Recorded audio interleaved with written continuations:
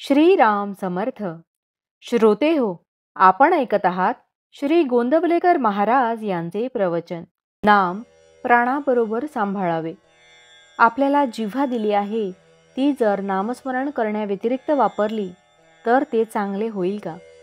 जे करण्याने देवाची प्राप्ती होते ते न करता इतर गोष्टी बोलून वेळ घालवला तर कसे चालेल? तुम्ही अभ्यास करता, अभ्यासाकरिता जी पुस्तके घेतली ती जर नुसती उशाला घेऊ लागलात तर अभ्यास होईल का?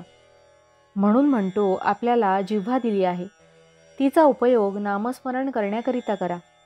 प्रकृती चांगली सुदृढ आहे, चांगले धट्टेकट्टे पाय आहेत, ते जर देवाच्या प्राप्तीकरिता वापरले नाहीत तर पाय नसलेले काय वाईट? तुमच्या पुढे ब्रह्मानंद बुवांचे प्रत्यक्ष उदाहरण असून असे का करता? त्यांनी काय केले पहा. त्यांनी नामस्मरणाशिवाय दुसरे काहीच केले नाही. त्यांनी प्राणाबरोबर नाम सांभाळले.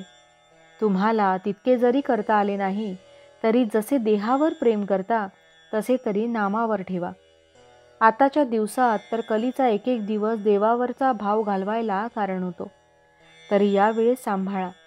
अश्रद्धा उत्पन्न झाली तर आपले पापच आड येते असे समजा आणि त्यावेळेस नामस्मरण करीत जा. माझ्यावर व्यवहाराबाबत पाहिजे तर विश्वास ठेवू नका, पण नामस्मरण करायला सांगतो त्यावर विश्वास ठेवा. नाम व्यवहाराकरिता उपयोगात आणू नका.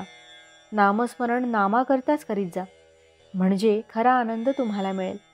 दिवसातून किती वेळा नामात घालवला त्याचा रोज विचार करीत जा आणि काही वेळ तरी नामात घालवण्याचा निश्चय करा, म्हणजे विश्वास वाढत जाईल. खरे समाधान तुम्हाला नामातच मिळेल. भगवंताचे नाम हे स्वयंभू आणि स्वाभाविक आहे. नामाबद्दल संशय किंवा विकल्प आले तरी ते तसेच आग्रहाने घ्यावे. सर्व संशय आपोआप नाहीसे होतील. खरोखर भगवंताचे नाम हे बँकेत ठेवलेल्या पैशाप्रमाणे आहे. वेळ प्रसंगी ते खास उपयोगी पडते. विकल्पांच्या उच्चाटनाची गुरुकिल्ली म्हणजे नाम होय.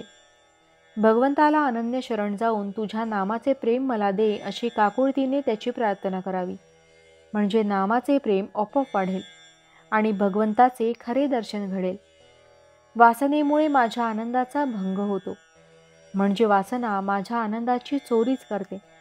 ज्या समाधानाकरता माझी खटपट चाललेली असते ते समाधानच वासना हिरावून नेते.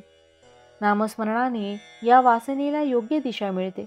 म्हणून सदा सर्व काळ नामात राहिले तर हळूहळू तिचा अंत होऊन केवळ आनंदच आपल्याजवळ राहील. भावार्थ, आपण आपल्या जिभेला नामाचा चाळाच लावून घ्यावा.